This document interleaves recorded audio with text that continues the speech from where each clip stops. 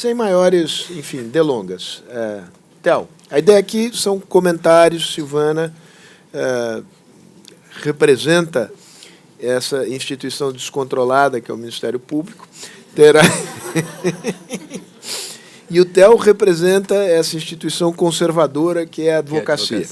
Então, eles farão uso da palavra aqui, farão seus comentários, depois a gente abre para uma conversa. A gente está 15 minutos atrasado, então vamos apertar um pouquinho o passo. Théo, bom, para mim é uma alegria estar aqui hoje. Acho que ficou uma mesa interessante, porque temos 2 membros da academia, um do Ministério Público, eu aqui como advogado, e também a alegria de receber o ministro César Peluso, que para mim é o exemplo de ministro do Supremo Tribunal Federal. Falou pouco, falava nos altos, discreto, uma história de um juiz que chegou à mais alta corte desse país e deixou um legado importante. Então, para nós é uma alegria, foi meu professor, é uma honra tê-lo aqui e será sempre um exemplo para todos nós. O meu ângulo de observação é de um advogado criminal que passou os últimos 5 anos, com grande parte do tempo, acompanhando as operações da Lava Jato. Mas eu não quero falar em nome dos advogados, porque a patrulha da advocacia é muito forte também. Então, eu falo por mim, e há muitos advogados criminais aqui, e olhe lá. Né? Quer dizer, passados 5 anos do início, a Operação Lava Jato ela tem números superlativos. Essa semana saíram números impressionantes, denúncias contra 426 pessoas, 159 das quais já condenadas, ainda que em primeira instância, 47 pessoas cumprindo pena em regime fechado, centenas de inquéritos em andamento nas mais diversas instâncias judiciais do país, inclusive o Supremo Tribunal Federal. Dentre os condenados, os executivos das maiores construtoras do Brasil, senadores, dentre os condenados e investigados, ex-presidentes da República. Enfim, o currículo da Lava Jato é bem à altura do Brasil, país de dimensões continentais, gosta dos exageros, é muito superlativo, né? O escândalo adquiriu repercussão internacional, envolvendo o DOJ americano, envolvendo instituições financeiras e agentes públicos nos mais diversos países do mundo. Talvez estejamos falando do maior escândalo de corrupção internacional de todos os tempos. Não é um exagero dizer isso. E isso para falar só da Lava Jato, porque há dezenas de outras operações em curso no Brasil, correndo paralelamente à Lava Jato. Né?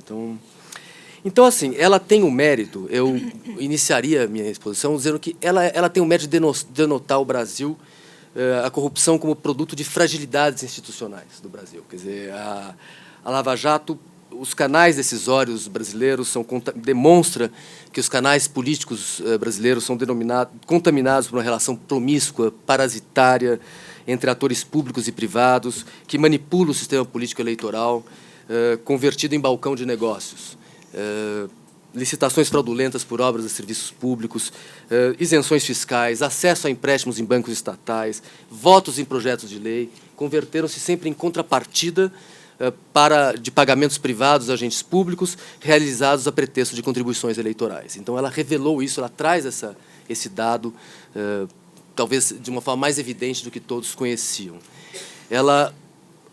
As investigações revelam as fronteiras porosas entre contribuição eleitoral e corrupção.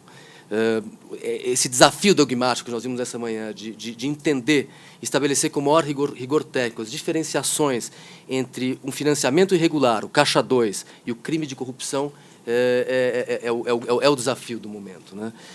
Quando que uma doação eleitoral corresponde a uma propina? Nenhum político do Brasil já pediu dinheiro para comprar barco, para comprar Ferrari. Todos os políticos pedem dinheiro para a campanha, para dívidas pretéritas ou dívidas futuras. Quando que essa contribuição se converte em propina ou não?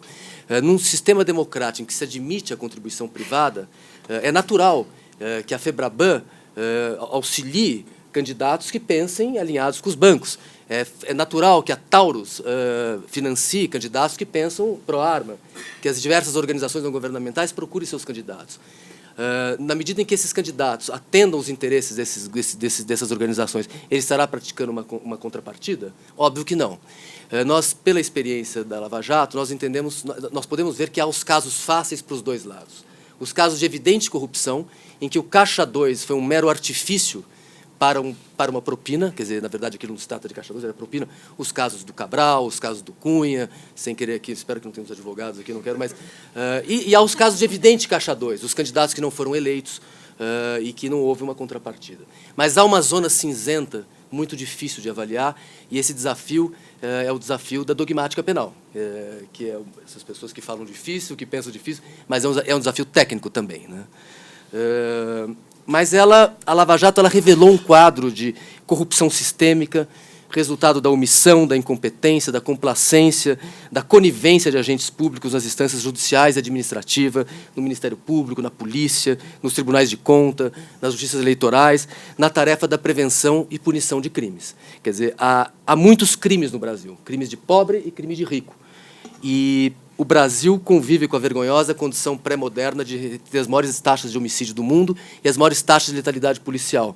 Isso significa que só uma conclusão é possível.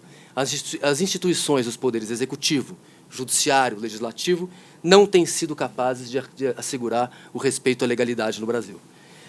E a perspectiva não é boa. O serviço público está sucateado, as polícias estão desmotivadas, impregnadas pela corrupção e as prisões controladas por facções criminosas. Portanto, a Lava Jato expressa um quadro de deficiência institucional do Brasil. Por outro lado, se ela é reveladora disso, a Lava Jato não é uma obra do acaso. Então, eu diria o outro lado disso. Quer dizer, a Lava Jato não é obra de um juiz super-herói. Ela é fruto produto de uma estrutura regulatória e uma arquitetura institucional que, com defeitos e qualidades, vem sendo aprimoradas e vem amadurecendo desde a Constituição de 88.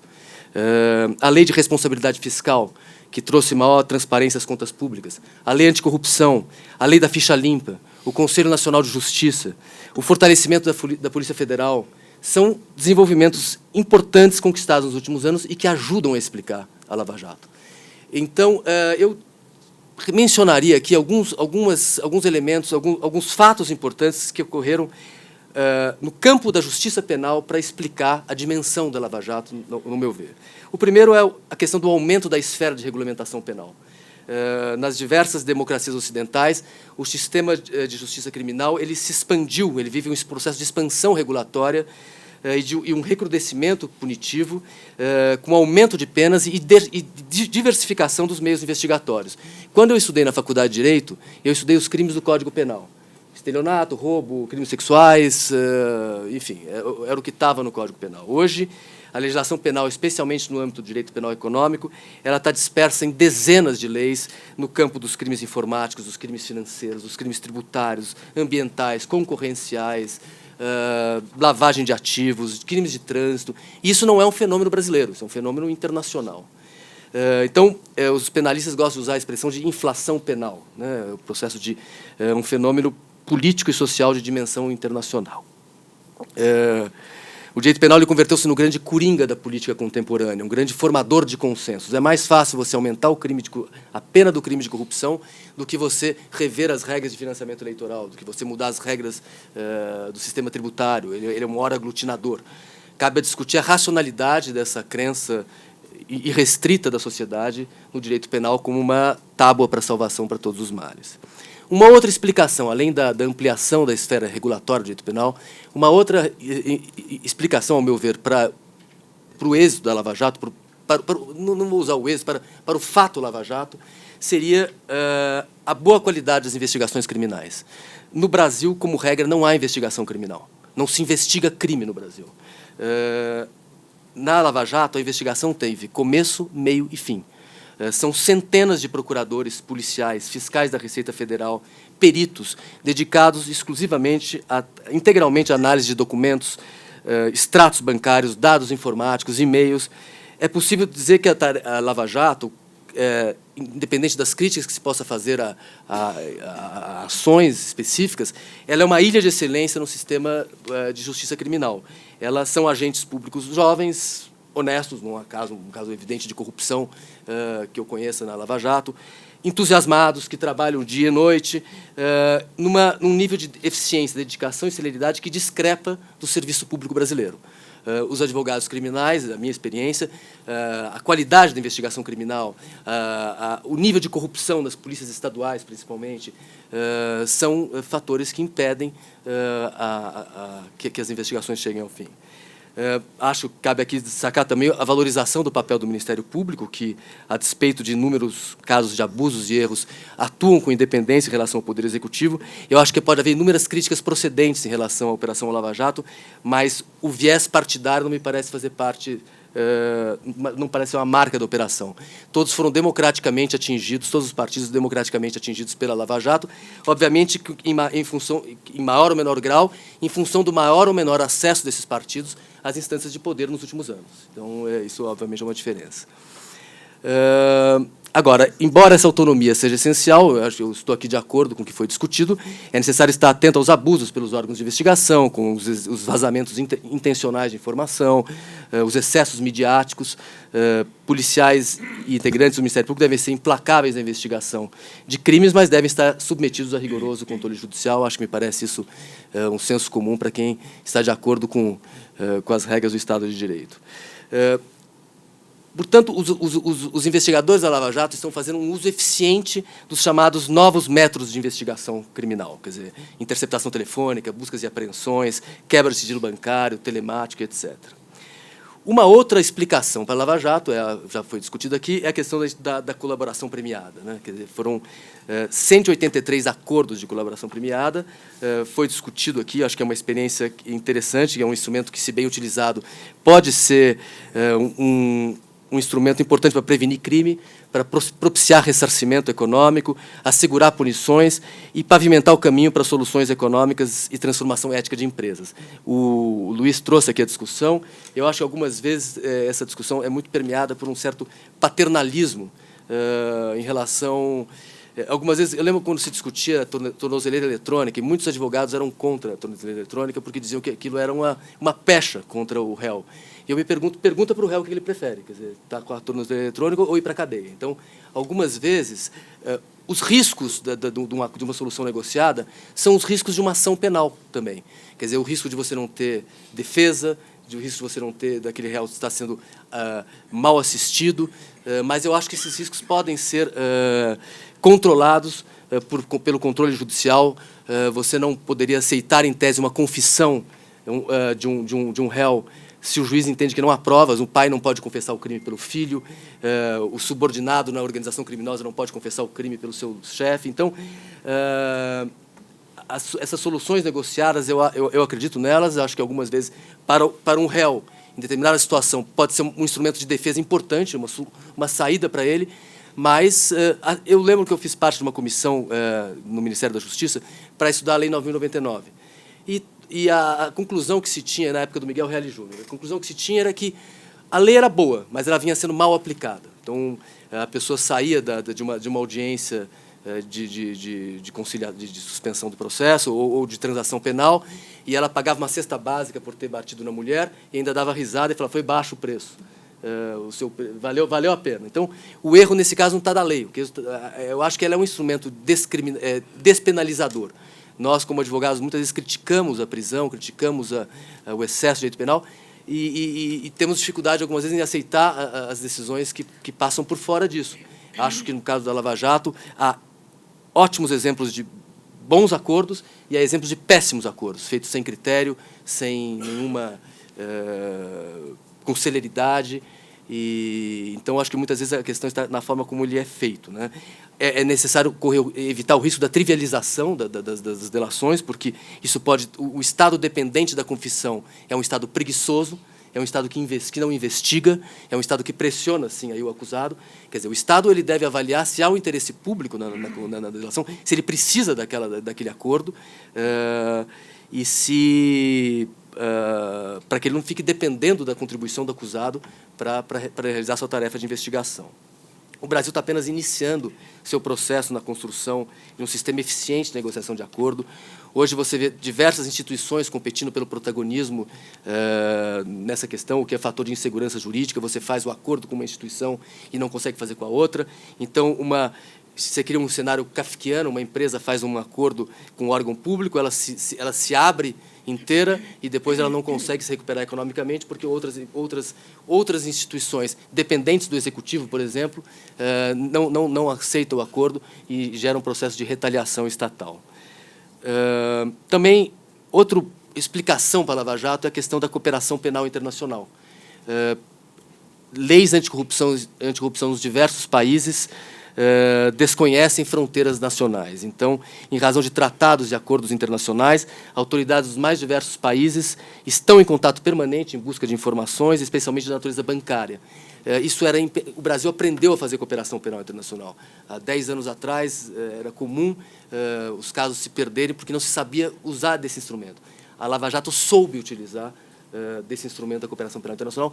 Então, o problema da Lava Jato não foi um problema nacional, foi um problema internacional. E, finalmente, a questão da prisão processual. Acho que essa é uma outra marca que ajuda a explicar centenas de prisões processuais.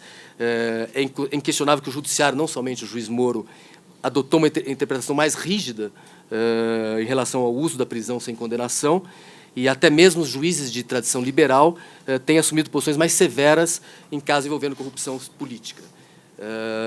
Ainda que em casos envolvendo pessoas com alto poder político e econômico possam justificar, especialmente nos momentos iniciais, medidas restritivas de liberdade, naturalmente é necessário também alertar o risco da trivialização e do prolongamento indefinido desse instrumento que representa sempre uma afronta ao princípio da presunção de inocência. Portanto, ele precisa ser sempre ponderado. Eu gostaria de... Como que eu estou de tempo aqui? Então, para não falar nem muito rápido, nem... arbitrariamente, eu vou alocar 5 minutos. Tá bom, 5 minutos. Eu gostaria de tentar um pouco olhar para frente, assim, pensando um pouco... o Brasil, nesses últimos 5 anos, ele viveu um período de intensa turbulência política, né? De severa recessão econômica, crise política e fortes conflitos institucionais decorrentes da maior investigação de corrupção da história do país. Não é pouco isso não é pouco o Brasil. A democracia brasileira tem sido fortemente pressionada.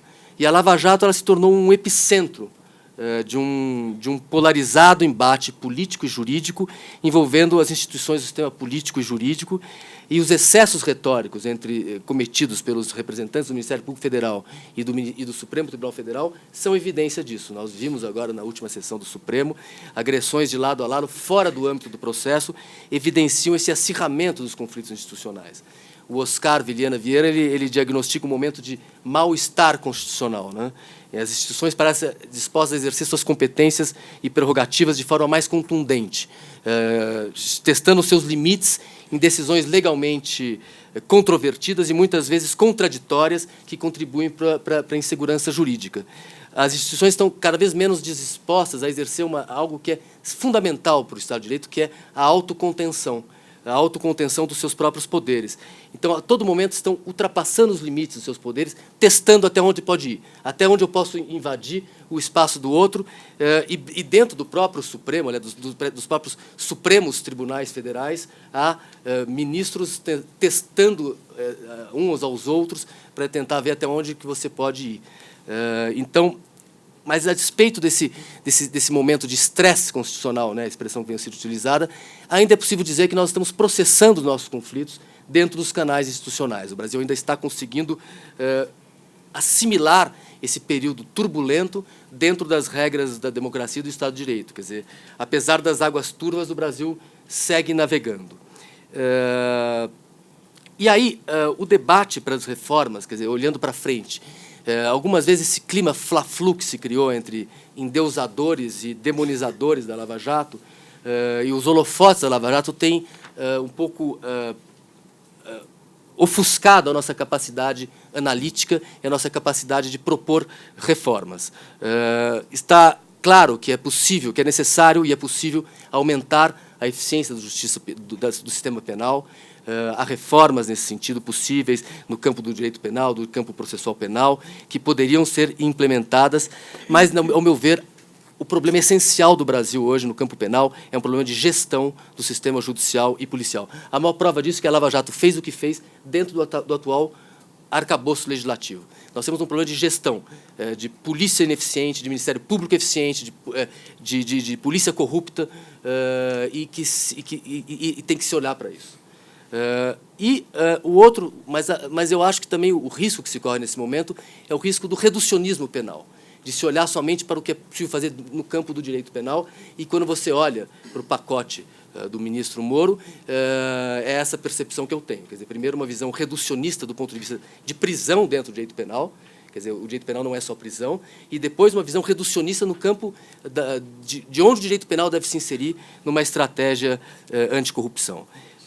Então, acho que medidas voltadas a garantir maior transparência e controle do financiamento das campanhas eleitorais, dos procedimentos licitatórios, fortalecimento de uma cultura de governança e de compliance, combate ao excesso de regulamentação e aos entraves burocráticos que estimulam a corrupção, são necessárias para que você possa dar ao direito penal aquela condição que ele deve ter num sistema constitucional, que é ultima ratio. Eu vou concluir com uma frase. Quando eu fui aluno do professor Peluso, ele deu uma prova que eu nunca mais esqueci na vida. Foi no 4º ano de faculdade. E ele chegou para os alunos e falou o seguinte: façam 5 perguntas e respondam. E eu achei aquela prova de uma inteligência assustadora, porque assim, o professor vai analisar não só o que eu respondo, mas principalmente o que eu pergunto. Quer dizer, a inteligência do aluno que, se eu perguntar o que diz o artigo tal do Código de Processo Penal Civil, eu tomo 0, porque aí é fácil. Então, saber fazer boas perguntas é a arte do negócio, que é o que o Luiz estava falando. Quer dizer, então, e é difícil o professor corrigir, por isso que eu nunca adotei essa prova, porque você tem que...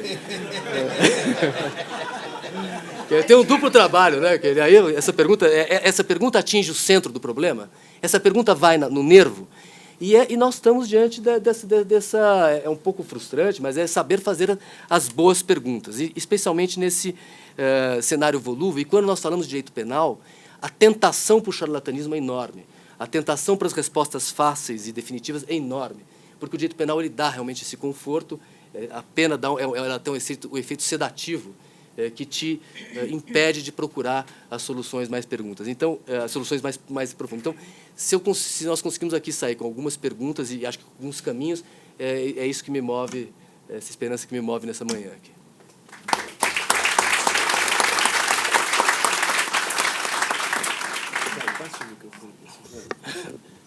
Silvana.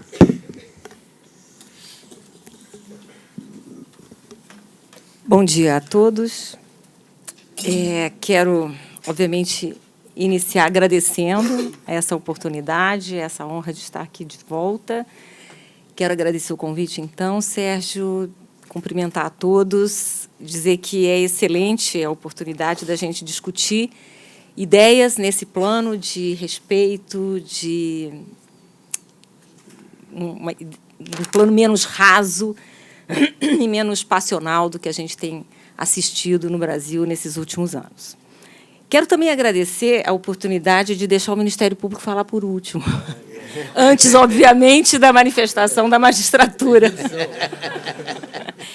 Mas eu vou tomar isso como uma deferência ao fato de que, se estamos aqui, de alguma forma, falando de 5 anos de Lava Jato, o Ministério Público está aqui, na verdade, no centro, no alvo da crítica. Então, falar por último está dentro dos parâmetros da ampla defesa, não é isso? É isso. Ok. Bom, e quero também te dizer, Sérgio, que você me deu um trabalho que se multiplicou por 4. Uau. Participar aqui. Quando eu vou ter que assinar um termo de ajustamento de conduta. Mais ou menos, Quando você me convidou, eu pensei em algumas coisas para vir falar sobre esse balanço da Lava Jato. E depois já tinha alguma coisa montada, recebi até uma mensagem do pessoal daqui da organização perguntando se eu ia apresentar algum PowerPoint. Falei, não, que o Ministério Público não faz PowerPoint bem, a gente não sabe fazer isso direito, é melhor não fazer PowerPoint, né? Não quero muito.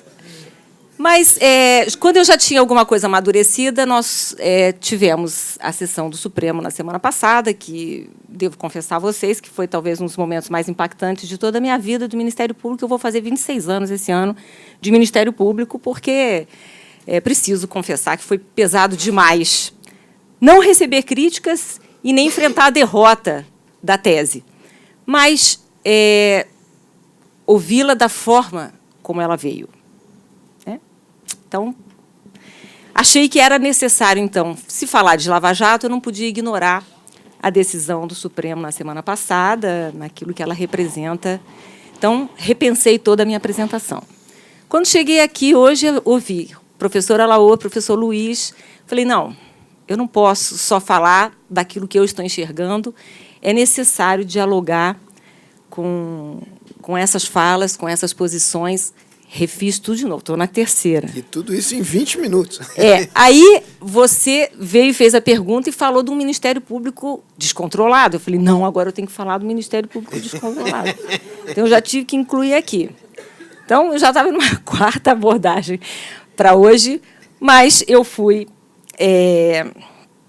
aqui, de alguma forma, aliviada do trabalho, porque a fala do Dr. Theo realmente veio de uma forma muito tranquila, restabelecer essa ideia de que esse Ministério Público não é essa figura desvairada e absolutamente descontrolada, porque, ainda que se possa aceitar as críticas pontuais, é preciso saber que o saldo dessa atuação do Ministério Público nos últimos 5 anos, não só na Lava Jato, mas também tudo que a Lava Jato inspirou a partir da sua deflagração, o saldo é extremamente positivo. Ainda, é verdade, que tenha servido também para mostrar os pontos fracos e que a gente precise, sim, como instituição, fazer uma reflexão, pensar em caminhos de aprimoramento.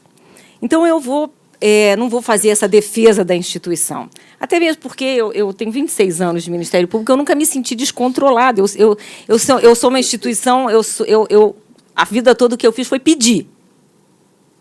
O Ministério Público está sempre pedindo.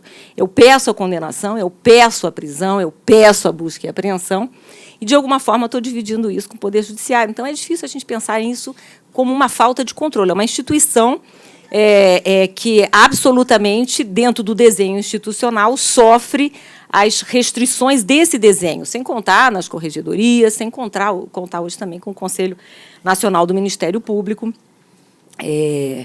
que são também instâncias que o nosso desenho foi aprimorando ao longo desses últimos anos, justamente para tentar equilibrar esse volume de prerrogativas que a Constituição de 88 nos deu.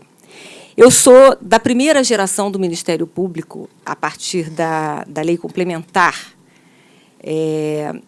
de 93, a lei complementar que regulamentou o Ministério Público Federal. A Constituição de 88 desenhou esse Ministério Público todo diferente, e eu entrei no ano em que a lei complementar entrou em vigor.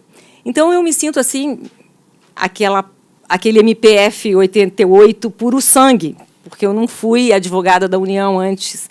Então, e eu participei dessa história de construção, porque, quando a gente assumiu, em 93, nós não tínhamos exatamente uma ideia de como nós seríamos. O que a gente ia fazer com aquele desenho que nos dava, com aqueles poderes. E isso foi um aprendizado ao longo do tempo, com tentativas, acertos e erros, idas e vindas, mas uma tentativa de se construir caminhos, descobrir caminhos. Passamos, acho que, a década de 90 inteira nesse embate. É possível a gente lembrar de vários episódios. O início do século XXI já trouxe o desenho do controle externo, a primeira década. Enfim, chegamos à Lava Jato, e aí eu me permito complementar o que o Theo falou. A Lava Jato é, na verdade, resultado de processo histórico. É um desenho institucional, é um amadurecimento, mas é também um processo histórico que se desenrolou dentro do Ministério Público, dentro da Polícia Federal, e que é o resultado de experiências, muitas delas, a maioria delas, fracassadas. Foram várias as operações que fracassaram, e que foi desenvolvendo na própria instituição alguns anticorpos, algumas necessidades de aprimoramento, o que é que está dando errado, onde precisamos aprimorar, onde precisamos apostar. E aí, portanto, eu atribuo a isso. A Lava Jato chega num momento em que esse processo histórico atinge um determinado ponto de amadurecimento e pode, de alguma forma, acontecer com todas as consequências que a gente ainda está assistindo.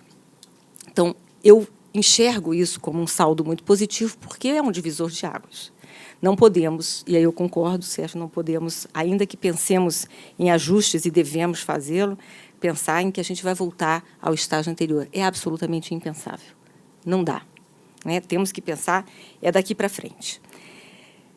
Nesse ponto, vou pegar a fala do professor Alaô, quando ele fala que, na questão da corrupção, tivemos uma pauta puramente reativa no Brasil. E eu concordo plenamente, embora deva dizer-lhe que essa pauta reativa do Brasil na área criminal, ela não se restringiu apenas ao combate à corrupção. Assim temos lidado com o direito penal nas últimas décadas.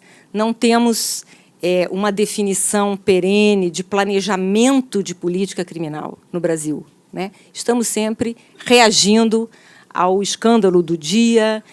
Um legislador que não está comprometido com essa planificação, com esse desenvolvimento, porque é mais importante dar uma resposta imediata de alguma coisa, e isso acontece com óbvios sacrifícios ao sistema como um todo, e, por isso, as dificuldades que a gente acaba enfrentando quando os problemas surgem. E isso, se nós trazemos isso para a questão hoje dos vínculos entre corrupção e política, isso fica muito claro. Porque, se nós estamos hoje nessa dificuldade que nos levou àquela decisão do Supremo Tribunal Federal na semana passada, discutindo quem é que vai julgar a corrupção quando a corrupção estiver conexa com um crime eleitoral de Caixa 2, que não é Caixa 2, que é falsidade ideológica, e isso em 2019, quando, na verdade, desde a ação penal movida contra o ex-presidente Collor, essa questão já estava lá colocada. Por quê? Porque, se a gente bem se lembra, uma das alternativas de defesa trazidas pelo então presidente Collor, foi dizer que o dinheiro que circulava e que começava a aparecer naqueles grandes organogramas era sobra de campanha. Desde aquele momento, a ideia de se passar uma borracha na corrupção, trazendo o manto do financiamento político-partidário, já estava ali. Houve aquela Operação Uruguai, se a gente bem se lembra, que foi famosa. Isso tudo já era o quê? Era o mesmo problema. Isso nós estamos falando de que ano?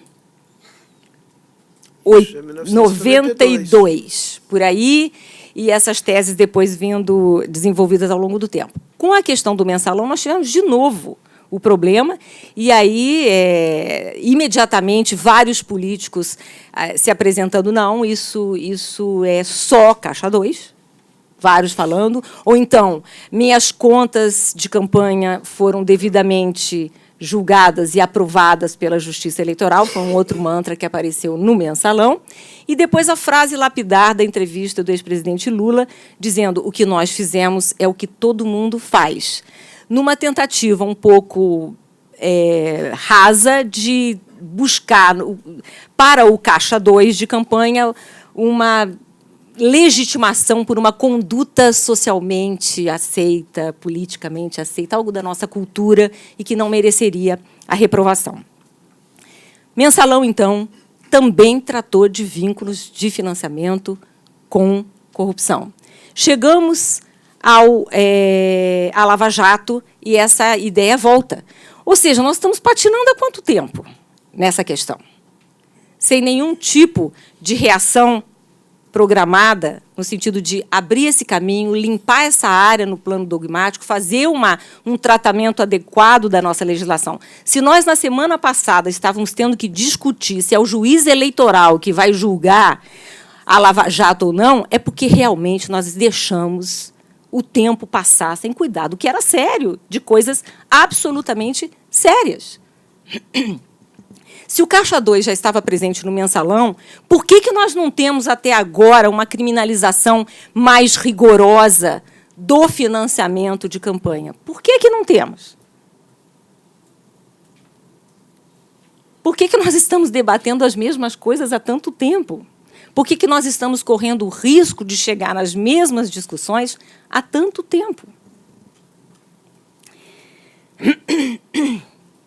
Bom, isso nos leva à necessidade de pensar essa questão para além do âmbito exclusivamente penal. E é por isso que eu não consigo acreditar em soluções para esse tratamento das vinculações entre a corrupção e o financiamento ilegal de campanha exclusivamente no campo penal, embora eu aposte fortemente também nisso, na necessidade de uma tipificação adequada do crime de corrupção, na necessidade de uma tipificação adequada do financiamento irregular e do uso, especialmente num modelo como nós estamos vivendo hoje, de predomínio da verba pública no financiamento de campanha.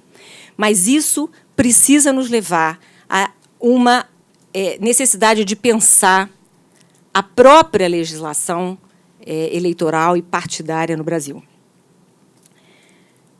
Só poderemos evitar uma nova Lava Jato daqui a 10 anos se trouxermos para esse debate a necessidade de prevenção desse tipo de crime, se nós trouxermos um personagem que sempre consegue passar o largo, sempre consegue se desviar dessa discussão, que são os partidos políticos. Quando o Supremo discutia na semana passada se a justiça eleitoral era melhor ou pior, porque esse debate foi absolutamente desvirtuado, eu vi várias posições nesse sentido, de que a crítica que se fazia era uma crítica contra a justiça eleitoral, e aí isso acendeu um debate corporativo. Nós, juízes eleitorais, a justiça eleitoral é uma justiça eficiente.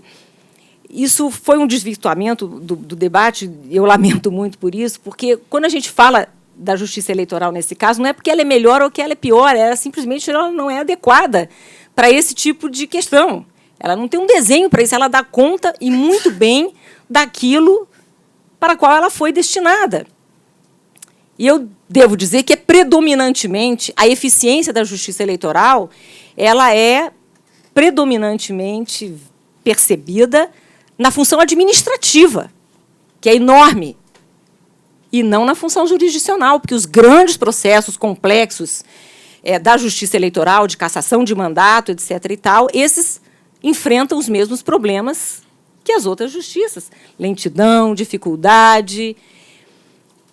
Basta a gente pensar em como que a justiça eleitoral vem enfrentando o julgamento definitivo das prestações de contas das campanhas e dos partidos, que tem caráter jurisdicional. Peguem essas estatísticas, vamos procurar saber como é que a justiça eleitoral está conseguindo, ou não, dar conta disso, que é a base de tudo que nós estamos discutindo aqui, da ligação com a corrupção ou não. Não temos. A justiça eleitoral mal dá conta daquilo que ela tem como atribuição primordial, que é dar conta de processos eleitorais limpos, legítimos, transparentes, eficazes. E eu volto a dizer, ela dá conta em boa parte, especialmente nos aspectos administrativos. Mas perguntem-se o que é possível fazer contra um partido político no plano eleitoral, contra um partido político que se financia indevidamente ou que gasta o dinheiro que entra de forma indevida. Não estou nem pensando na responsabilização penal. Estou pensando em respostas que a própria justiça eleitoral possa dar para os partidos políticos. Vamos procurar saber. É praticamente nada. Partidos políticos no Brasil, em nome da garantia constitucional da autonomia, são estruturas absolutamente opacas, sem nenhuma obrigação de democracia interna, de transparência, de accountability. Lidando com dinheiro público como lidam, e sendo os únicos intermediários para a ocupação dos espaços políticos e institucionais, o mínimo que se pode desejar é que esses partidos políticos sejam obrigados a adotar mecanismos de compliance, que sejam obrigados a adotar internamente estruturas e instâncias democráticas e que se abram. Os partidos políticos precisam ser, numa visão de prevenção, numa visão programática para o futuro, precisam ser os parceiros da prevenção da corrupção, eles mesmos.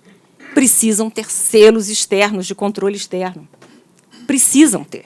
Não adianta a gente pensar em pena se a gente não pensar estruturalmente a corrupção dentro da possibilidade de trazer os partidos políticos como parceiros nessa luta.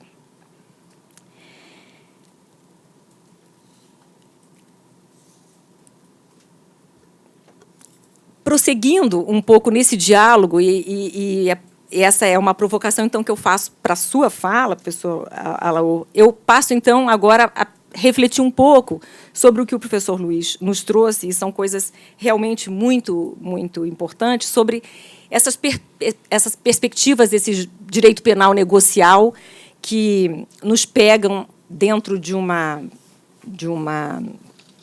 momento crítico, que foi esse grande fato polêmico da fundação constituída para gerir os recursos a partir do acordo que a Petrobras selou nos Estados Unidos. Isso nos pega, essa discussão que trouxe esse caso concreto e recente. Eu não vou me permitir não fazer observações específicas sobre esse caso, que ainda está em aberto, são outros colegas, a ética me impede, mas apenas para chamar a atenção que o tipo de discussão que isso nos trouxe, 5 minutos, mostra como nós não estamos ainda preparados para o direito penal negocial no Brasil, como essa tradição da obrigatoriedade, da oficialidade, hoje nos pega nessa dificuldade de reconhecer instâncias legitimadas para tratar de conduções mais rápidas ou menos judicializadas nesse sistema. Eu chamo a atenção para 2 questões.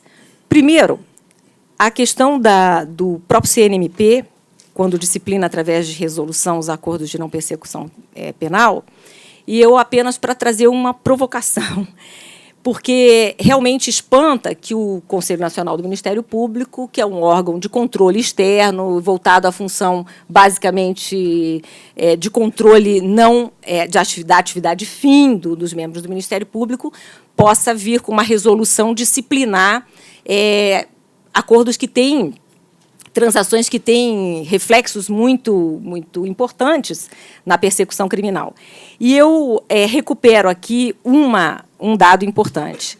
Na verdade, o que a resolução do Conselho Nacional do Ministério Público fez foi tentar trazer um mínimo de racionalidade e homogeneidade nesse Brasil enorme.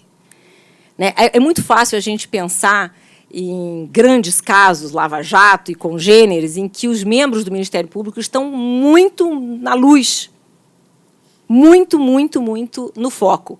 Mas o Ministério Público é muito maior do que a Lava-Jato, muito maior do que o Ministério Público Federal. A gente tem um Ministério Público Estadual pelo Brasil inteiro.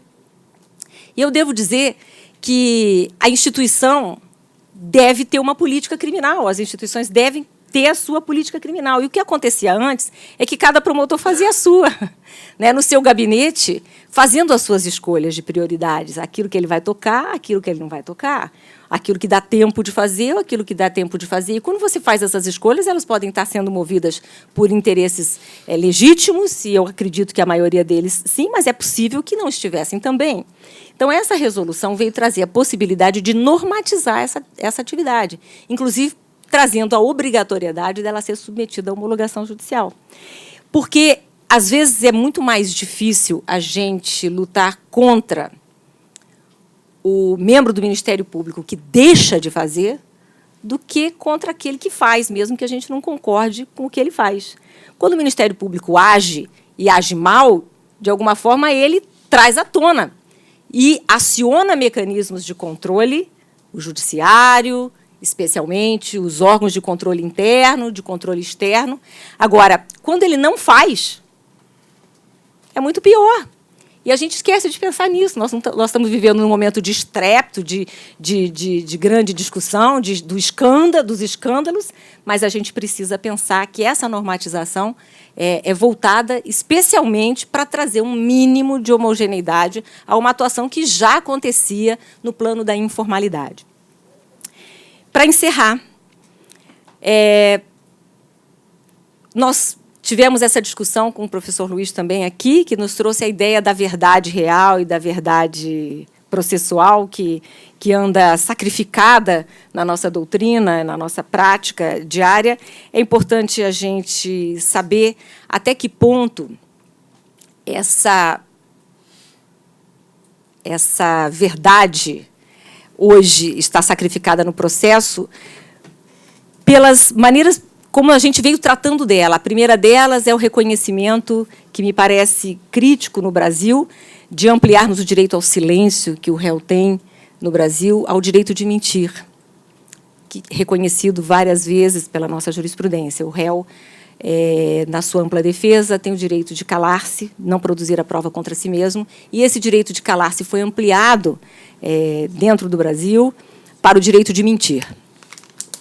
E isso nos traz um problema grave sobre essa verdade. E mais, um sistema como o nosso, de vias recursais entrelaçadas, uma trama bastante complexa de vias recursais em diversas instâncias, em que nós, de alguma forma, só reconhecemos a verdade quando ela é produzida, na última instância, dentro do Supremo Tribunal Federal. Se não poderíamos recuperar essa verdade real nos limites do processo, dentro de um plano de racionalidade um pouco melhor, em que essa verdade pudesse ser, de fato, construída de uma maneira mais consistente e menos utópica. Com isso, poderíamos destinar o Supremo Tribunal Federal à sua tarefa primordial, que é a guarda da Constituição, e talvez pudéssemos desonerá-lo dessa tarefa que só soubemos que ela tinha agora recentemente, mais especificamente ontem, que é a de acumular a função também agora de investigador e produtor das provas e inquéritos secretos. E invoco aqui a minha liberdade de expressão para que essa última fala com a qual eu encerro a minha participação não me torne um dos alvos desse inquérito. Muito obrigada e um bom dia.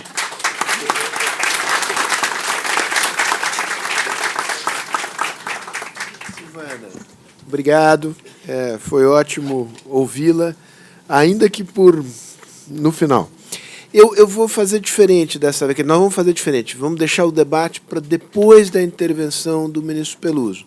Então, eu queria convidar o ministro Peluso para vir à mesa, se juntar a nós. Se vocês quiserem ficar, podem ficar com toda a tranquilidade.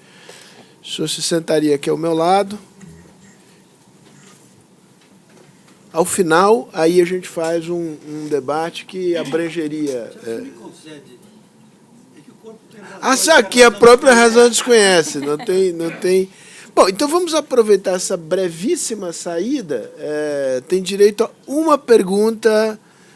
Eu vou dar a prerrogativa aqui para o Uli, porque é uma parte, ele foi mencionado. Tudo bem, fica em pé. Tem que ser rapidão, porque... Eu vou tentar ser rápido. Eu vou fazer uma observação que compreende, se refere tanto à palestra do Theo quanto à palestra da Silvana. O Theo disse que o que está havendo no Brasil são as instituições brigando assim, por competências. E a Silvana também falou muito de competência, falou do problema da competência da justiça eleitoral, de um lado, e, ao final, também falou do problema da competência de os tribunais, que nos outros países costumam só julgar questões de direito, aqui tem também uma competência para julgar questões de fato, para rever matéria de fato, que é um problema também. Esses tribunais não estão capacitados para isso. Eu acho que, por trás de tudo, um problema fundamental no Brasil hoje é um defeito de design da Constituição de 88, de não ter repartido bem competências, ter duplicado competências. Tem um STF, e que não é um tribunal constitucional de verdade, um STJ que faz, em boa parte, a mesma coisa que o STF, mas também julga matéria de fato quando quer. Tem o Ministério Público, que faz ação civil pública também, e a Defensoria, achei que estava querendo fazer isso também, não sei se já está fazendo, não estou acompanhando bem a discussão. Você tem duplicações de competência a todo momento, e eu acho que um grande problema, e nesse aspecto, eu concordo com tudo que a Silvana disse, mas eu discordo que isso seja relevante para uma questão de competência. Competência, num Estado liberal, é separação de poder. Então, o fato de que um outro possa fazer melhor do que eu não me transforma em competente. E, então, o fato de que a justiça eleitoral funcione pior ou melhor, isso para uma discussão sobre a competência é completamente irrelevante. E isso é um problema de legge ferenda. Então, eu acho que um grande problema nas discussões de hoje é a gente achar que porque o outro não faz bem, eu posso fazer. Mesma coisa a resolução do CNMP. Os argumentos que você aduziu me parecem absolutamente convincentes, mas não fundamentam uma competência. E um grande problema no Brasil é que quem tem competência para fazer muita coisa, que é o Legislativo, não funciona. Em razão disso, o Supremo tomou o lugar do Legislativo. E a gente está num país em que cada um está fazendo aquilo para que ele não foi pensado para fazer. E um país assim não funciona. É isso. Enquanto a gente fundamentar competências em aptidões, a gente não vai ter um Estado de direito de verdade. É só isso. Muito bem. Eu que não tenho competência nem aptidão para versar sobre essa matéria, só me resta passar a palavra ao ministro Peluso. Estou tentando recordar aqui, ministro Peluso, o senhor esteve aqui na Fundação logo depois que o senhor deixou o STF. Não, estava ainda lá. O senhor estava ainda. Isso foi 2012, 2011, eu não me recordo bem. Foi do respeito da PEC. Isto. Aqui vincularam o meu sobrenome. Sim, sim.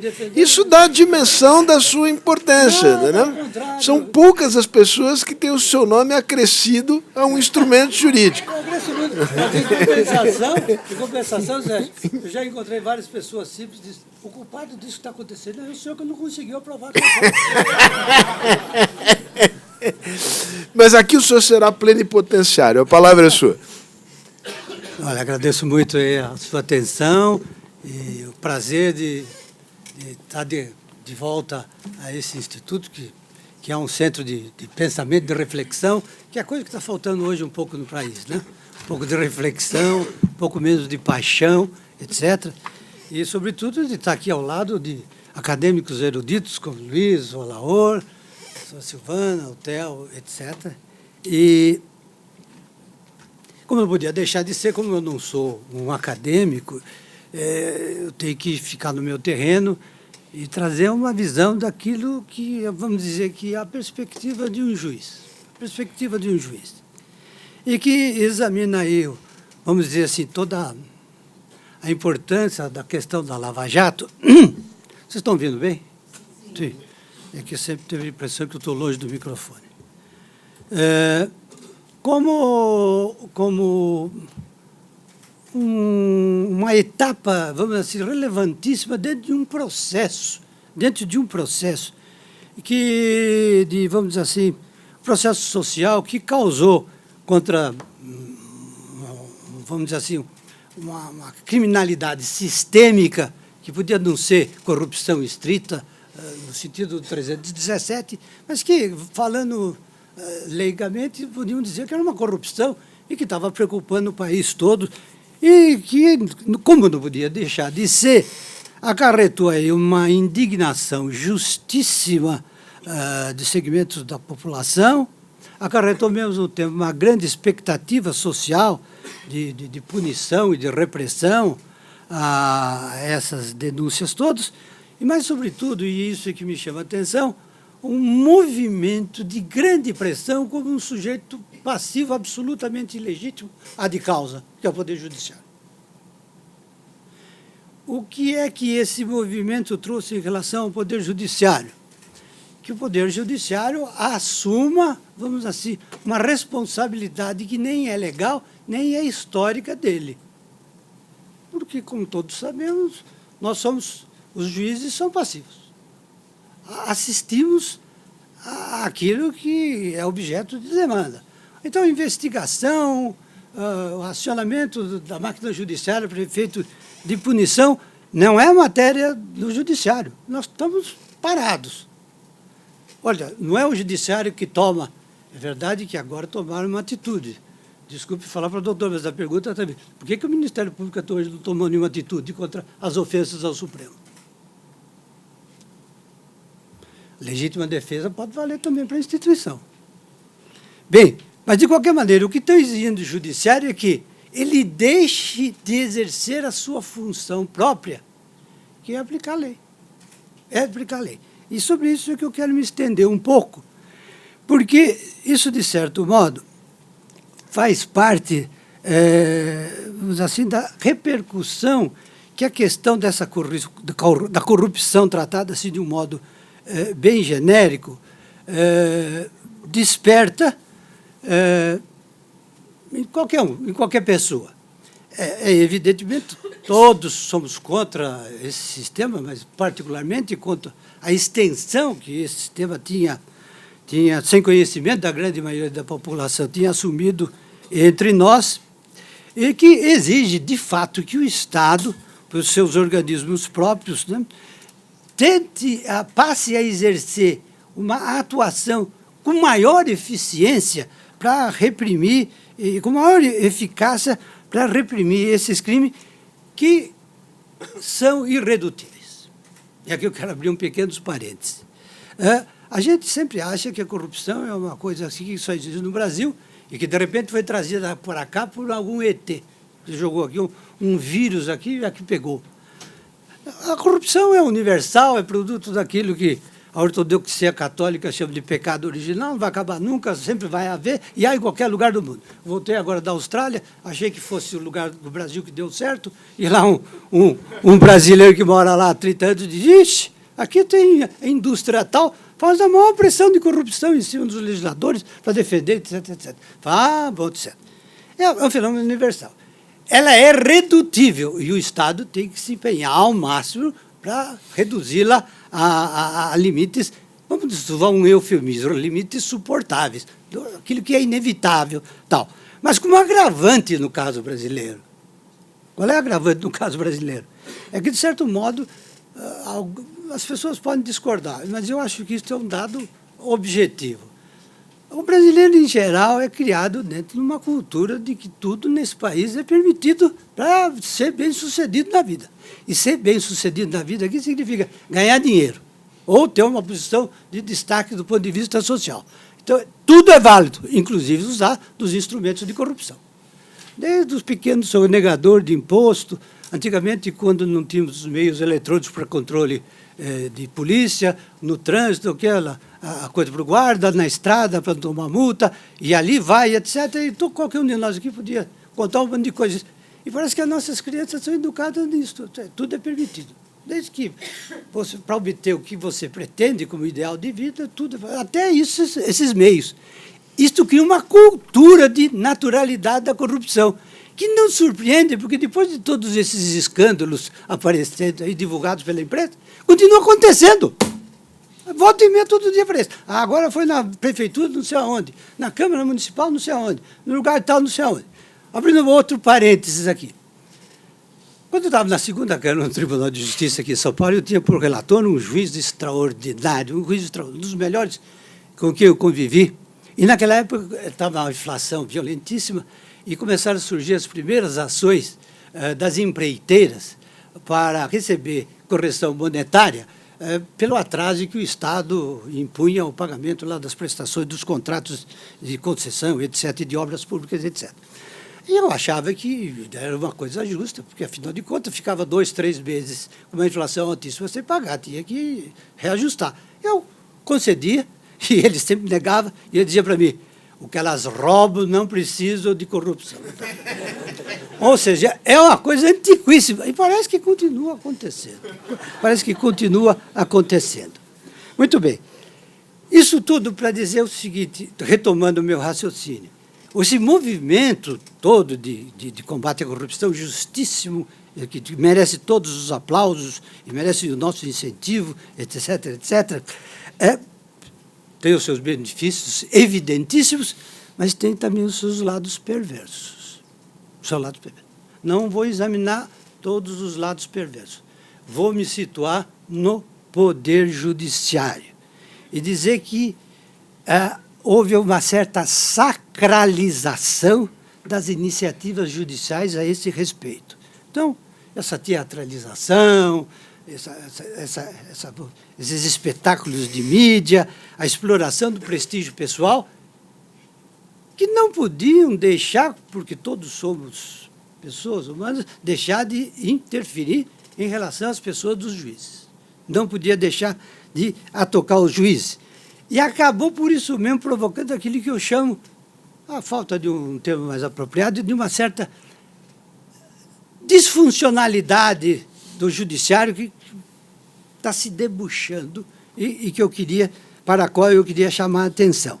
E que pode ser ilustrada de vários modos, mas basicamente é o seguinte: eu acho que está havendo uma desfiguração do modelo do juiz, do modelo tradicional do juiz, do modelo tradicional que eu acho, da minha concepção, que deveria ser a concepção, o modelo de um juiz.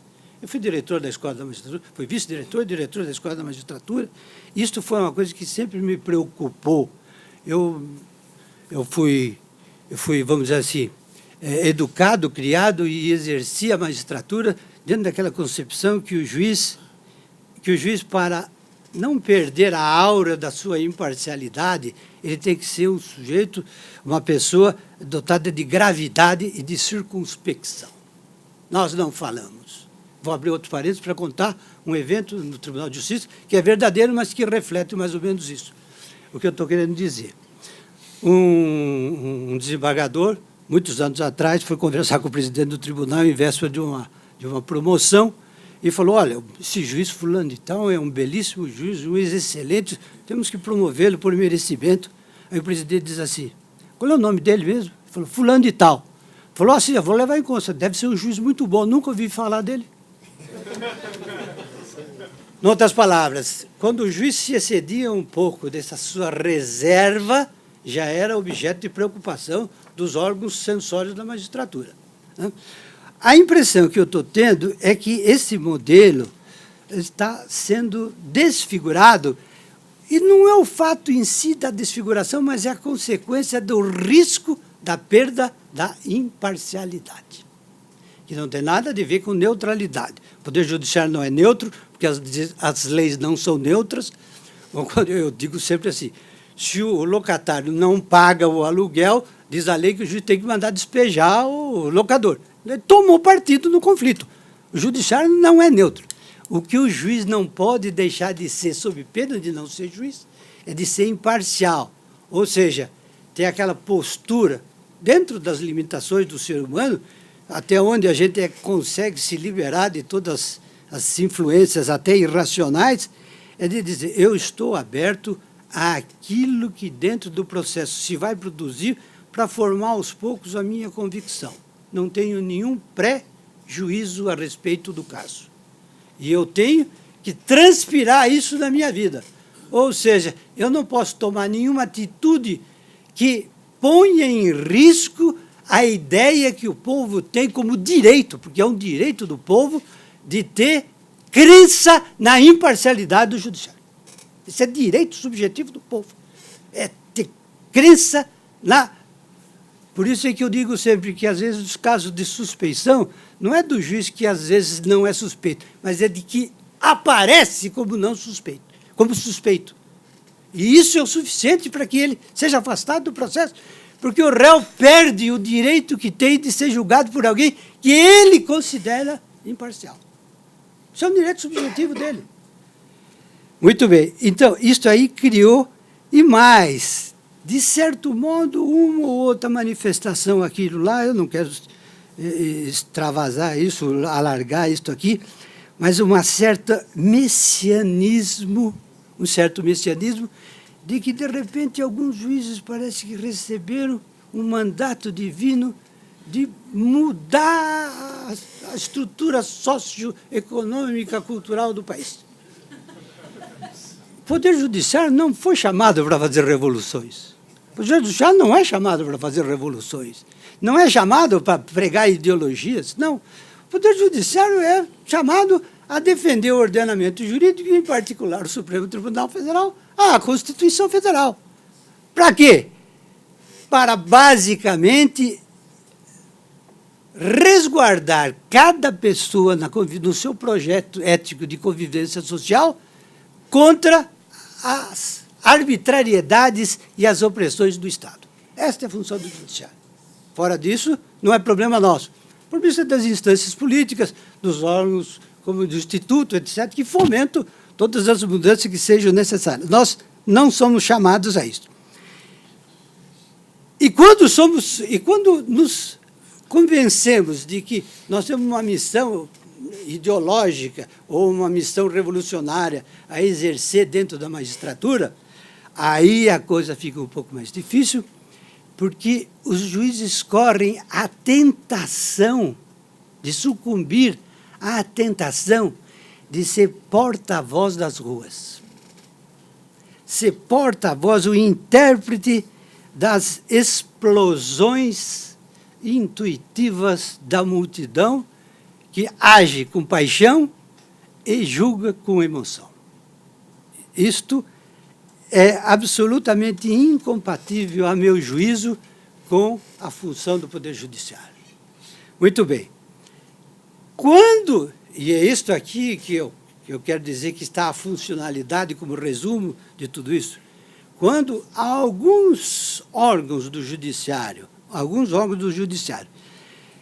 acabam, de algum modo, aderindo, de qualquer modo que seja, a esta tendência de querer interpretar as demandas da sociedade, ao invés de examinar o caso segundo as perspectivas da prova e do ordenamento jurídico, a gente corre alguns riscos de disfuncionalidades, que podem ser eventuais, mas que são, de certo modo, preocupantes. E foi por isso que eu restringi a minha fala a fazer comentários sobre 3 decisões do Supremo Tribunal Federal, para dizer que, quando o Supremo Tribunal Federal avança um pouco na tentativa de interpretar as demandas sociais, ele corre o risco, diante de uma crítica puramente jurídica, que está fora, aliás, um pouco da nossa tradição. Dos Estados Unidos, os países da Europa, o Luiz e o Alaor são capazes de explicar isso melhor que eu. Há uma tradição, milhares e milhares de livros sobre decisões da Suprema Corte, todas tratando da Suprema Corte com a dignidade que tem, mas examinando e criticando as decisões. E é o que eu vou tentar fazer aqui, com toda a objetividade possível, para tentar ilustrar aquilo que eu estava querendo dizer. O primeiro caso, eu teria outros para citar, mas eu vou me adstringir a este caso. E eu estava até abrindo um parênteses aqui, tinha me esquecido, mas eu quero citar um outro caso para mostrar como essas coisas hoje são fortes, do ponto de vista da necessidade que o judiciário sente. Há uns tempos atrás, agora, pouco tempo atrás, o STJ concedeu um habeas corpus que não podia deixar de ser concedido, porque prenderam um monte de gente que não tinha nada, não havia dado nenhum contra eles. O relator foi lá, concedeu, a turma toda acompanhou e tal, mas um voto vencedor, depois de concordar com o ponto de vista jurídico, abriu um parênteses e diz assim, olha, ele disse mais ou menos isso em linguagem jurídica elevada. Ó, pessoal do povo, isso aqui eu não estou dizendo que eu sou contra a Lava Jato, não. Eu estou concordando aqui, mas eu não sou contra a Lava Jato, não. Ou seja, ele teve a necessidade de se justificar perante o povo. O Judiciário, sobretudo o Supremo Tribunal Federal e os Tribunais Superiores, são contra-majoritários. A função deles é ir contra a opinião dominante. Esta é a função dele. Não tem, portanto, de que ficar dando satisfação para o povo. Qual é a satisfação para o povo? É dizer, olha, este caso, a prova indica isto e o ordenamento indica isto. Ponto final. Morreu meu assunto. Não tem mais nada a dizer. Não tem mais nada o que dizer. Bem, o primeiro caso que eu quero citar é o caso da ficha limpa, da Lei Complementar 135, onde fiquei vencido, e que o tribunal mandou aplicar aquilo que, no meu ver, é uma sanção, eu diria até com alguma conotação penal, embora não seja realmente uma coisa penal, mas é uma subtração de direito, e, portanto, é uma sanção gravosa, que é um mal em si, por definição de sanção, a fatos acontecidos antes do início de vigência da lei. Ora, o direito é, na prática, o quê? Um critério de comportamento. Isto é, o direito me diz, olha, comporte-se desta maneira, porque se você não se comportar desta maneira, se comportar de outra, você vai sofrer as sanções que eu estou estabelecendo. Portanto, ela vai me guiar na minha autodeterminação e eu vou escolher se vou acompanhar o que a lei diz ou o que a lei proíbe. Muito bem. Aplicar uma lei que subtrai um direito do cidadão, o direito à elegibilidade, a um fato já passado, isto é, um comportamento que ele já adotou quando a lei vigente não dizia nada a respeito, é jogar no lixo a noção de imputabilidade que está na base da culpabilidade, etc, etc. Em outras palavras, deixa uma coisa chegar para uma criança e dizer o seguinte, a partir de hoje, meu filho, a partir de hoje você não pode mais tomar sorvete antes do almoço. Se tomar sorvete antes do almoço, você não vai ao cinema durante um mês. Como você já fez isso há 2 anos atrás, você não vai mais esse ano.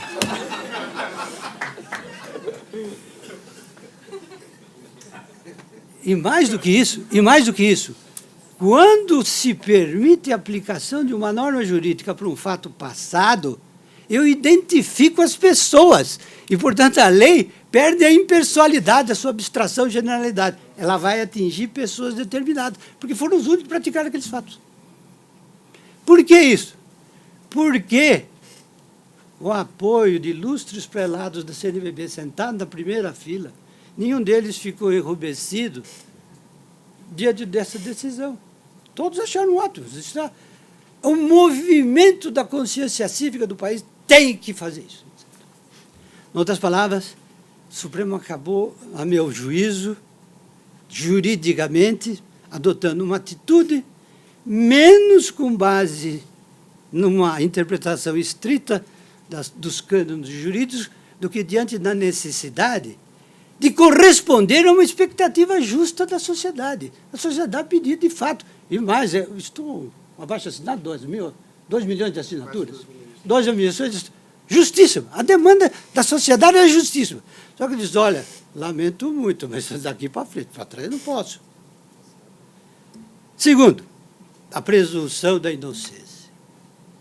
O Supremo tinha, pouco antes de 2010, por 7 votos a 4, tinha proibido a chamada execução provisória das condenações penais. Pouco tempo depois, já então, no rescaldo desse movimento de pressão da opinião pública, o Supremo resolve rever esse julgamento e, por um voto de diferença, proclama que a execução provisória é permitida. Então, agora eu vou abrir outros parênteses para me defender. Eu não tenho dúvida de que o sistema recursal brasileiro é ruim, e, por isso mesmo, eu acabei ajudando a inspiração daquela PEC que tentava, dentro do quadro constitucional, resolver o problema, porque se trata de um direito fundamental que é insuscetível de modificação, etc, etc. E que a única forma que encontrei de sugerir foi exatamente de mexer com o conceito de trânsito em julgado que não está na Constituição, que podia, eventualmente, sofrer uma redefinição para que o sistema recursal entrasse num modelo mais viável e que não se prolongasse tanto, não acarretasse prescrição, etc, etc, etc, etc. Muito bem. Então, a minha postura é da máxima reverência à cláusula constitucional do artigo 557. Porque o problema todo é que a cláusula constitucional diz que ninguém será considerado culpado até o trânsito em julgado de sentença penal condenatória. Todos nós sabemos aqui da área jurídica, os operadores jurídicos, profissionais do direito, etc., etc., que a interpretação tem uma, vamos dizer assim, vamos usar uma expressão, tem um largo campo de subjetividade, porque, para usar uma definição do Eco, do Humberto Eco, é uma mensagem significante que se transforma em mensagem de significado por opção do destinatário. Eu vejo uma placa, está dirigida a mim, ali tem uma mensagem, eu vou interpretar aquela placa para saber o que ela me diz. Então, isso tem uma margem, tem um espaço. Aí não vou interessar isso, descer essas particularidades dogmáticas. O certo é que nem toda interpretação é admissível. Eu não posso, por exemplo, entrar na minha casa e receber um bilhete dizendo assim, com um prato em cima da mesa, com 3 maçãs, e dizendo assim, deixei da minha mulher, deixei a você 3 maçãs aqui. Eu não posso deixar daquele negócio e dizer assim, não, ela está... Não é que ela queira fazer que nem Adão e Eva, mas, enfim, a mensagem da maçã, deixando a maçã. Eu não posso dizer isso aqui. Minha empregada deixou aqui em cima para mim uma mensagem dizendo que tem 3 botas aqui em cima da mesa. Esta é uma interpretação inadmissível. Se eu disser, não, eu li aquilo como se minha empregada, não minha mulher, minha empregada tivesse deixado aqui um bilhete e dizer que eu tenho 3 botas em cima da mesa, ao invés de eu ter 3 maçãs que minha mulher deixou. Por quê? Porque o texto é o início da interpretação e ele, de certo modo, limita a interpretação. O que a interpretação dada pela maioria do Supremo Tribunal fez? Cassou a cláusula constitucional trânsito em julgado. Para onde foi parar? Como é que é? Onde está o Willy? Como é que chamava? Wally. Onde foi parar o trânsito em julgado? A explicação que eu pude apreender de alguns votos é que realmente é repulsivo que alguns casos não pudessem ser punidos imediatamente, sem correr risco de prescrição, e chegamos a admitir que a culpabilidade, retomando aquela discussão lá nas escolas italianas, que a culpabilidade pode ter graus, etc. Depois de julgamento em segunda instância, a culpabilidade já existe algum grau de culpabilidade, etc. A culpabilidade é que nem virgindade. Mas mais do que isso, o que essa cláusula constitucional, a meu juízo, e com devido respeito a todos que discordam, mas eu concordo que cada um tem os seus pontos de vista, mas, no meu juízo, é uma coisa mais ou menos simples. Ela diz o seguinte, um Estado civilizado a partir de Beccaria, o Estado civilizado acha melhor não aplicar nenhuma medida gravosa ao réu do processo penal até que ele seja julgado culpado definitivamente.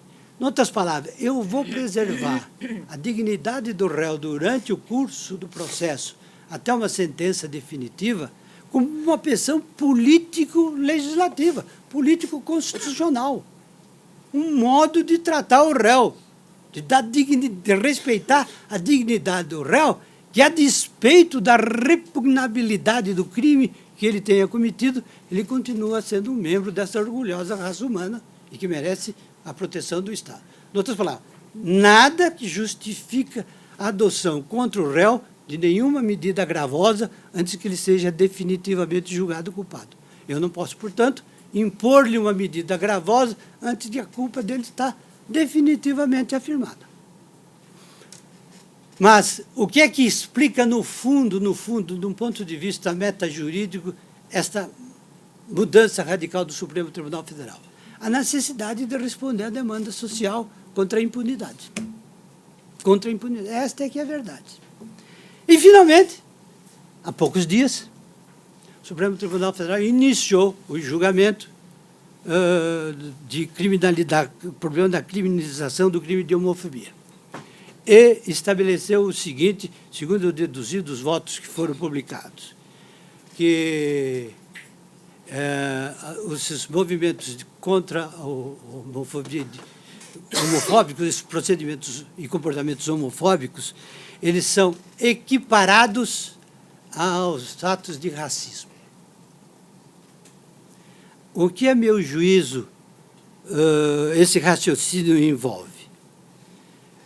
Afirmou-se que o Supremo julgamento do caso do Siegfried Ellwanger, em 1900 2003, estabeleceu que a ideia de racismo na definição do crime não é especificamente sobre etnia, etc., mas é um conceito mais amplo como qualquer conjunto da sociedade.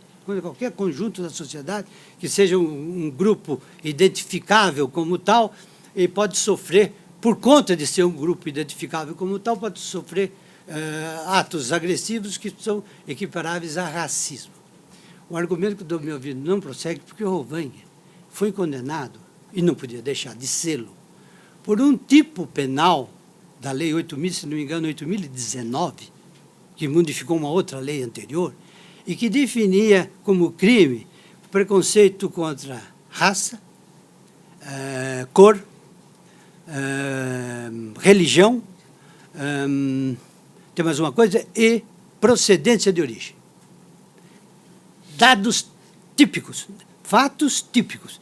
A pergunta é, a qualquer um desses objetos da tipicidade penal, os atos homofóbicos correspondem a uma dessas categorias?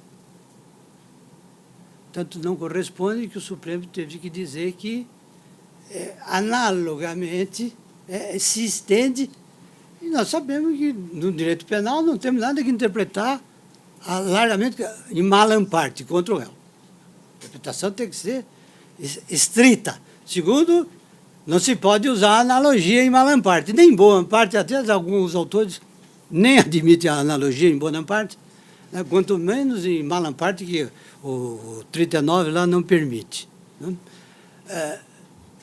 Teve que fazer um exercício de aplicação analógica para definir um crime.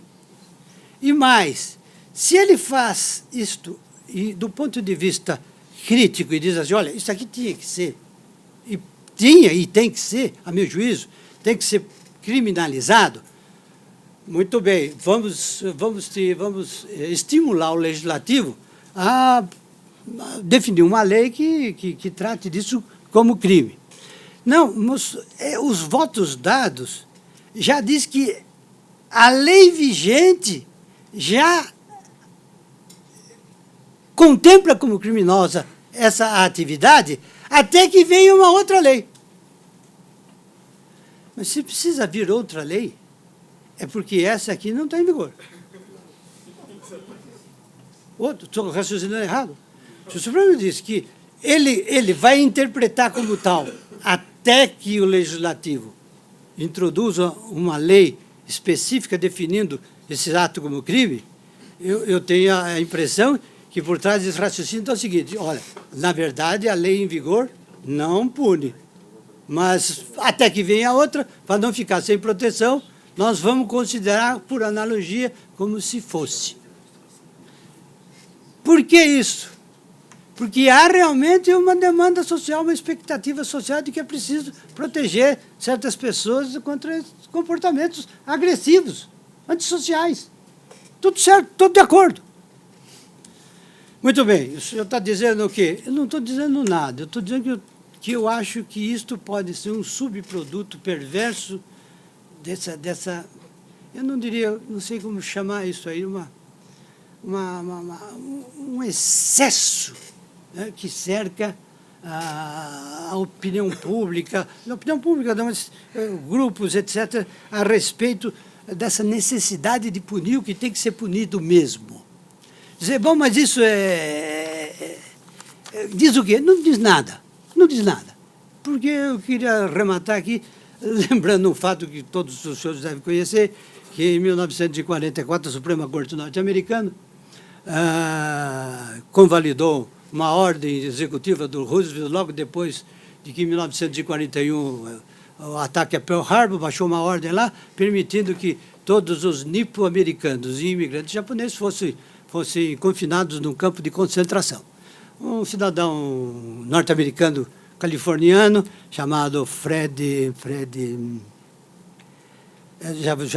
Korematsu, entrou com um habeas corpus que foi parar no Supremo Tribunal Federal e eu fiquei abismado quando li pela primeira vez.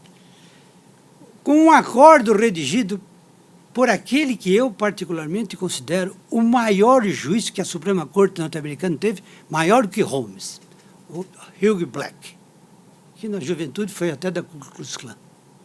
Hugh Black, 6 votos contra 3, disseram, a história é o seguinte, a quinta emenda, neste caso, não se aplica, porque, em caso de guerra, de ameaças aos nossos litorais, a proteção do Estado tem que ser proporcional à ameaça.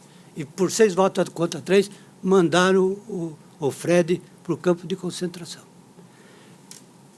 O que aconteceu? A Suprema Corte norte-americana cedeu à pressão nacional depois daquela revolta justíssima do povo norte-americano contra o ataque a Pearl Harbor. O que eu estou querendo dizer? Que tentar responder o judiciário às demandas sociais pode ser perigoso. Tomara que não seja. Obrigado.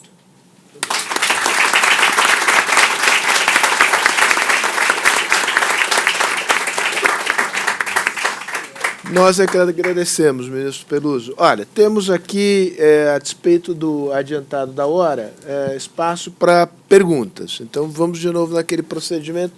Começando lá atrás, tem uma. Vamos, por razões logísticas, pegar esta aqui primeiro. Claro, e... Pergunta para o ministro Peluso. O senhor falou muito do modelo de juiz. Como que o senhor avalia que um magistrado, ainda togado, se encontre com o candidato vencedor à presidência para discutir uma possível indicação para um supraministério? E, de forma ainda mais genérica, como o senhor avalia a nomeação de auxiliares do Executivo, no caso de ministro da Justiça, para o Supremo Tribunal Federal? E apenas para não parecer, como está na moda, que eu sou contra a Lava Jato ou contra o juiz Moro, em relação à presunção de inocência, se o artigo 5º, inciso 57, é tão claro, por que o Supremo Tribunal Federal autorizava a execução provisória de 1998 a 2009, até que o plenário mudasse no julgamento do HC de relatoria do ministro Eros Grau? Muito bem. Lá atrás. Bom dia, eu gostaria de me dirigir ao doutor Theo Dias, e aí utilizando inicialmente do realce da doutora Silvana, acerca desse processo de responsabilização, inclusive penal, dos partidos políticos. Parece que essa é uma nova tendência, existem projetos nesse sentido, e gostaria de indagar, doutor Theo, quais são os desafios e perspectivas da advocacia criminal nesse âmbito, né? Como a advocacia vai se comportar diante dessa nova demanda, né? De todas as problemáticas que existem no Instituto Responsabilidade Penal da Pessoa Jurídica, como que isso pode se verificar em termos de desafios e perspectivas na classe política, especialmente dos partidos políticos. E também utilizo também da chave do ministro Peluso acerca desse direito penal cada vez mais judicializado, né? E temos aí inúmeras problemáticas, separação de poderes e tudo mais. Como o senhor também enxerga essa nova realidade? Quais são os desafios aí presentes? Obrigado. Muito bom. Mais uma, Ortélio, aqui. Muito obrigado, Fausto. Eu realmente estou muito feliz de ouvir essas excelentes palestras que foram dadas hoje aqui. Eu teria 2 questões, uma para a doutora Silvana. Eu queria falar, doutora, se você acabou de falar que talvez poderia ser vítima desse inquérito do Supremo, imagine-se como um cidadão normal se sente para fazer qualquer questionamento, seja ao Ministério Público, seja ao Judiciário, quando realmente vocês estão num patamar em que não só o Supremo, mas todo o sistema judiciário está tão protegido do ponto de vista da ação da sociedade, que às vezes é difícil fazer algum questionamento. Mas eu queria lhe perguntar, é possível que essa questão do independência funcional do Ministério Público, que é um brinquedo que é utilizado, está mal usado muitas vezes por alguns procuradores, da República, é possível que isso possa ser resolvido, porque nós achamos que o Ministério Público é uma instituição muito importante para o Brasil, não tenha dúvida disso. Agora, tem muitos aspectos aí que são muito ruins na atuação do Ministério Público, e inclusive os sindicatos vêm muito preocupados com certas atuações. E agradecer ao ministro, que é o seguinte, ministro, os diversos embates já se deram no Ministério, no Supremo Tribunal Federal. Horrível. Acusações gravíssimas entre ministros. Ninguém investiga essas acusações entre os próprios ministros. Imagine-se se qualquer cidadão, a imprensa acusa qualquer cidadão e no dia seguinte o Ministério Público já tem um inquérito montado, já tem uma acusação, já tem uma denúncia. Com relação ao Ministério, são gravíssimas acusações que se fazem entre os ministros, chamando-se inclusive de bandidos entre eles mesmos. Ninguém investiga isso.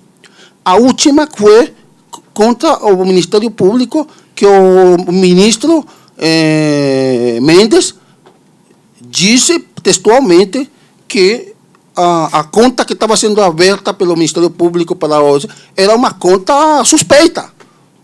Então, quem investiga, quem pode, qual a solução para esse problema que realmente deixa ao Brasil sem referência? E eu tenho muito medo que o Brasil vire uma Venezuela, porque quando se perde referências judiciais, políticas, institucionais, nós corremos o risco de caminhar para uma situação muito grave que o Brasil não merece. Muito bom. Acho que temos perguntas, enfim, amplas, e vamos começar aqui a responder pela ordem. Theo, Silvana e o ministro Peluso Fesch. Eu não queria falar muito, porque acho até que eu gostaria de estender essa pergunta, se por acaso o Alaor e o Luiz tiverem maior conhecimento sobre isso. Eu não tenho um conhecimento mais aprofundado sobre essa questão da responsabilidade penal dos partidos políticos. Eu nunca pensei nisso com mais critério, então eu não gostaria de dar pitaco num tema que eu não conheço. Eu acredito na responsabilidade penal da pessoa jurídica. Eu acho que ela é um instrumento interessante, ela pode ser... O problema é o seguinte, eu ainda fui formado num direito penal antigo, década de 80, foi quando eu estudei. Então, e o direito penal talvez seja a área do direito que mais tenha passado por transformações. As fronteiras entre o direito penal e o direito civil se tornaram mais porosas. O Brasil importou institutos norte-americanos numa estrutura jurídica de processo penal que não é norte-americana. Então, você traz problemas concretos. Você vai importar a justiça negocial, você tem todo um código de processo penal pensado no princípio da obrigatoriedade. Então, se você vai comprar o pacote, não é como diz a expressão da Laura, a alfândega, não tem... desembaraçar a alfândega tem que ser feito com critérios. Então, a responsabilidade penal da pessoa jurídica ela deve ser incorporada. Ela existe no Brasil para crimes ambientais. Me parece que em alguns crimes é muito mais inteligente você usar persecução penal contra a empresa do que contra pessoas físicas. Mas isso tem adaptações que são necessárias e exigem um olhar para o todo. Eu acho que o que acontece algumas vezes é que você vai importando aqui, vai virando uma coxa de retalho, e aí falta uma unidade, uma coerência sistêmica. Então, esse cuidado, e talvez não haja... Já foi feito um levantamento, acho que pela FGV, da quantidade de tipos penais existentes no Brasil. Não sei se alguém tem esse número na cabeça. É um dado assustador. Eu sei que 2.000 tipos penais. Toda hora eu descubro que tem um tipo penal que eu nunca soube que existia. Então, isso é uma questão que merece atenção. E o desafio do advogado criminal hoje é saber entender a sua função nesse universo que muda. A Lava Jato está trazendo desafios enormes aos advogados, lidando com situações, para começar, que você começa a ter cliente preso, né, que é um negócio que não tinha antes. E depois você começa a lidar com a questão moral, você aceitar a ideia do acordo, da delação. Você a vida inteira foi criado com a ideia de que trair o outro é feio, e aí você começa a entender que isso pode ser um mecanismo de defesa, e aí cada um com a sua consciência vai atuar da forma correta. Acho que o importante é que as pessoas atuem no plano ético, e trabalhando dentro do limite da sua consciência, e se aquilo é ou não algo que você acredita que seja um caminho a ser seguido, né? Theo, deixa eu pedir para você dividir com o grupo o comentário que você fez aqui em privado comigo a respeito dos riscos de uma interpretação excessivamente subjetiva dos comandos... O princípio da legalidade é a coluna vertebral do direito penal. Então, a hora que o Jair indicar os ministros dele, nós vamos ter gente entendendo que manifestação política pode ser equivalente a terrorismo. Por analogia. Por analogia. Então, você vai ter para os dois lados a coisa, né? Então, hoje é uma causa bela, é uma causa... Mas o risco de você quebrar o princípio da legalidade e o judiciário legislar é isso. O que vai para um lado e vai para o outro, né? Nem sempre você vai concordar, né? Silvana. Bom, muito obrigada. Eu acho que, como você me citou, acho que eu vou entrar um pouquinho na pergunta também que foi feita para o Theo. Eu acho que a grande questão, essa coisa da responsabilização dos partidos políticos, tanto quanto eu saiba, no Brasil, ela está hoje adstrita à discussão da responsabilidade não penal, até porque a gente não tem hoje uma autorização constitucional para partir para uma responsabilização penal dos partidos políticos. Eu me contentaria com a responsabilidade no plano da improbidade administrativa, no plano da lei anticorrupção, da necessidade de estabelecimento de compliance, de uma lei que definisse melhor a autonomia, a garantia constitucional da autonomia partidária. Eu acho que se a gente caminhasse para isso, já seria um grande avanço.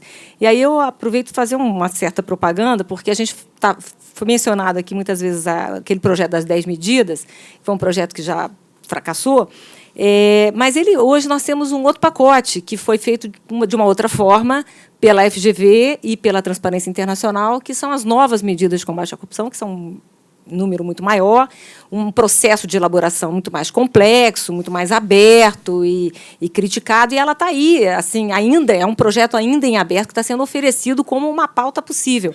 E ela pega um arco muito grande de medidas, e um desses blocos de medidas pega exatamente sobre a questão de partidos políticos, responsabilização dos partidos políticos, com propostas bastante concretas, e um outro pacote é justamente sobre a competência criminal da Justiça Eleitoral, que é uma bandeira que eu carrego já há bastante tempo, porque eu sou defensora do fim da competência criminal da Justiça Eleitoral, para a gente evitar esse tipo de discussão, justamente, que o Luiz falou. Então, a discussão hoje está nesse nível, eu convido você até a conhecer as novas medidas lá. Sobre a questão da independência funcional, devo dizer que esse é um dos grandes dilemas que a instituição tem desde a Constituição de 88, porque temos a dificuldade de estabelecer uma visão harmônica entre o princípio da independência funcional e o princípio da unidade do Ministério Público. São dois princípios basilares. Sem independência funcional, sem que cada procurador, cada promotor possa agir de acordo com a sua consciência, sem o controle da sua atividade fim, você mata o desenho do Ministério Público completamente. Não existe Ministério Público da forma como a gente vê hoje, sem a independência funcional, sem tutela.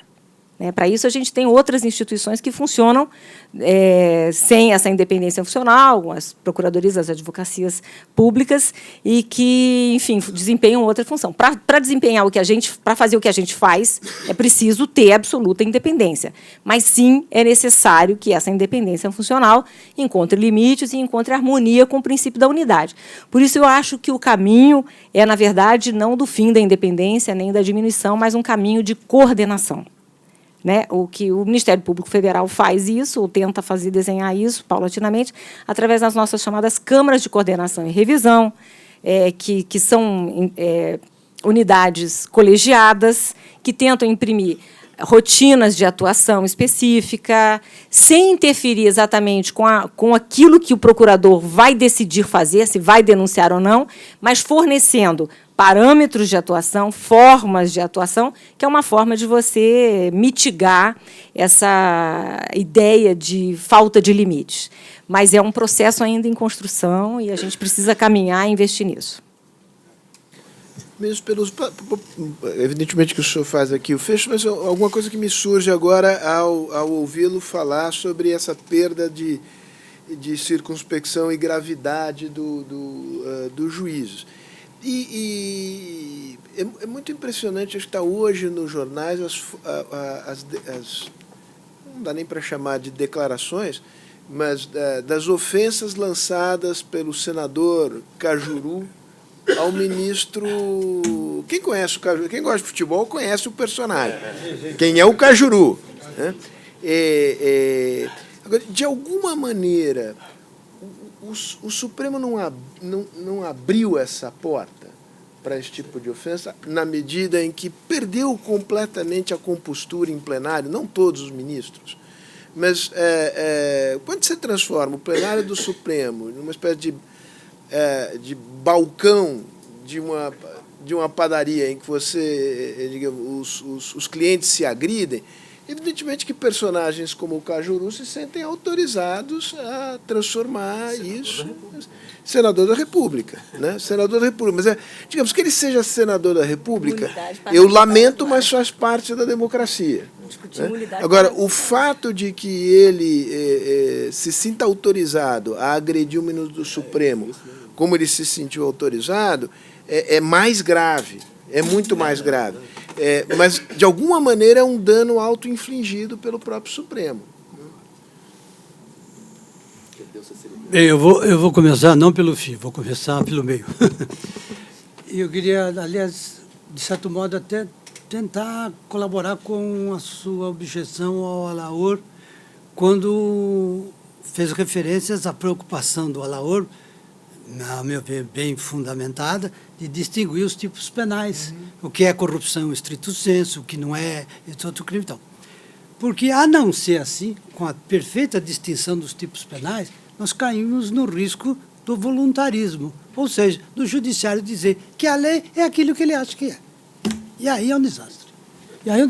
Porque aí não tem mais garantia de nada. Nós podemos imaginar que o judiciário chega a dizer qualquer coisa a respeito de qualquer coisa. Então, isso é um perigo. Nós temos que ser estritos. Por isso que é bom definir o que é crime de corrupção, o que é crime de votos, etc, etc, etc. Então, cada um tipo penal. Agora sim, a sua objeção. Eu gostaria de dizer o seguinte, que, a despeito, eu não quero entrar na indagação de saber se o Supremo, de certo modo, provoca, não provoca reações, etc, etc. Eu acho que o fato do Supremo Tribunal Federal ser um órgão vital do nosso regime democrático de direito tinha que inibir, a despeito, vamos dizer assim, dos defeitos que os ministros do Supremo Tribunal possam ter, como todas as pessoas têm, enfim, como todo mundo fica sujeito a isto. Eu acho que nada justifica pôr em risco o prestígio que o Supremo Tribunal Federal deve ter como um órgão fundamental da vivência de um Estado democrático.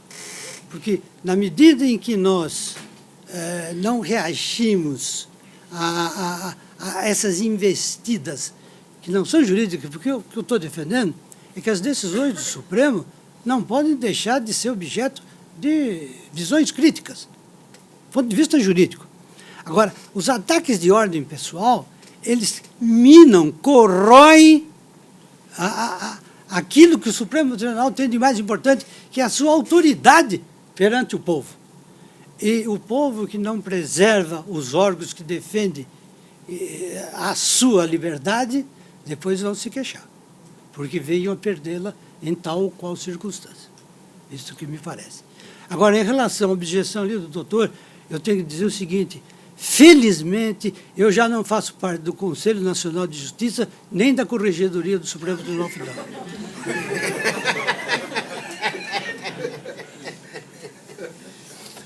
Bem, só me resta agradecer imensamente a todos. Acho que tivemos aqui uma manhã longa, muito interessante. Tem muito pano para manga. Nós voltaremos aos temas que foram discutidos aqui. Espero contar com a presença de vocês e com a colaboração dos que estiveram aqui na mesa. Um abraço e bom almoço.